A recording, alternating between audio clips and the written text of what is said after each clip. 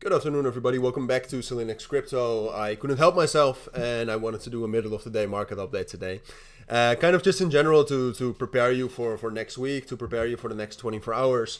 I've already said it countless times today, but the transition kind of from Monday into Sunday, in my opinion, is one of the worst times to trade, all right? Because the volume is very low, order books are very thin. So just in general, it's not great to trade. And right now, if you look at Bitcoin, which we'll talk about Bitcoin, we'll talk about altcoins, right? That's what we'll do in this video. Talk a little bit more about news next week as well, so you're prepared for that as well. But yeah, that's what you can expect. But the volume right now for Bitcoin is $42 billion, very low, right? So new capital and new money is flowing into the markets in the next 24 hours. It's going to be very volatile. For Bitcoin itself, and I've talked about this for the last 2 days as well, Bitcoin itself will probably be stable. We had some volatility on Friday, of course. Today we got another tweet by Michael Saylor that looked like he has bought Bitcoin again last week, which is a possibility. I mean, last week, Wednesday, but also Friday, we had quite a lot of bullish momentum. So that could cause some volatility as well. Very often, if we hear about MicroStrategy or Michael Saylor buying Bitcoin, it actually causes a bit of a dump, even though last week that was not the case. So we'll see whether it's actually true or whether this time around it's false. But even with that, I mean, the main support level for Bitcoin here is this level at 98,000 and 97,700. And we look stable, all right? There's no excessive leverage coming into the price here on the weekend. The volume has dropped down, but the volume is stabilizing as well. It's not that there's a huge decrease in momentum or huge decrease in interest for Bitcoin. So sure, we're going to get volatility. That's to be expected. So for example, something like this happened Monday last week. So next 24 hours we're talking about. So sure, we'll get volatility, but as long as we're able to hold above 97,700, we're fine. And we can just consolidate up here, and it's probably a matter of time before we actually go for higher highs around 105,000. That's what I would say is the most likely scenario for now.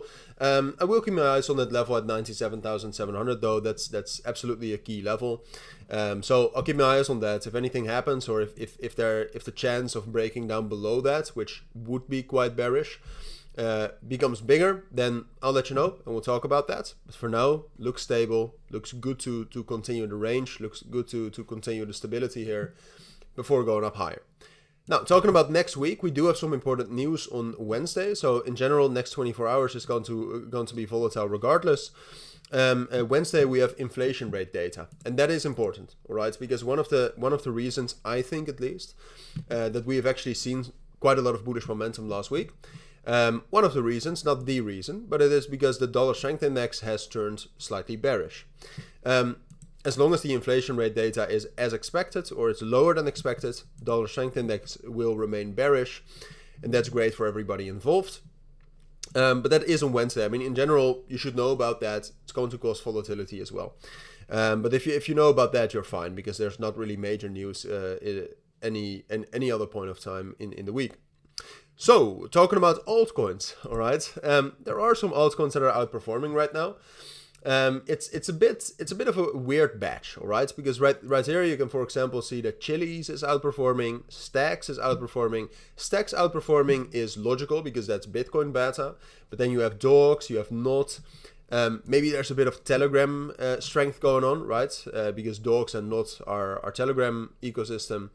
And Dogs itself actually looks quite bullish. I like the way Dogs looks very much. So that could be altcoins to keep an eye on. What I like to do when the market is kind of, not strange, but when the market is perhaps a bit, there's not much of an overview you have of narratives right now, for example. What I like to do is just keep an eye on volume, all right? And what you can see right now in volume is that 1000X is actually doing well, which is good news because I went long on that. Also shared in the Signal group. Yeah, looks quite good. That's good news. But that has quite a lot of volume here. Cardano still looks strong. XRP is actually holding the breakout. If XRP is able to hold $2.5, that looks absolutely amazing. Dogecoin is actually holding on relatively well. So if you look at this, what it very much looks like is that the older coins, right? So Chainlink, AFAX, for example, not really old, but from the last bull market. Cardano, XRP, Dogecoin, those seem to be performing relatively well. And then you also still have a bit of a bag of DeFi in there, right? So you have Uniswap, you have DYDX, you have Curve still doing well. So those could be narratives to focus on for today. But like I said, personally, I'm not doing much trading. I took that trades on 1000x. That seems to be a good decision so far. But outside of that, stay safe, right? Stay cautious, stay safe. There will be plenty of easy opportunities in the next in the next weeks and months. All right. So that's what I think you need to know for next week. If you do have any questions, let me know down in the comments. But for now, thank you for watching. Take care and bye.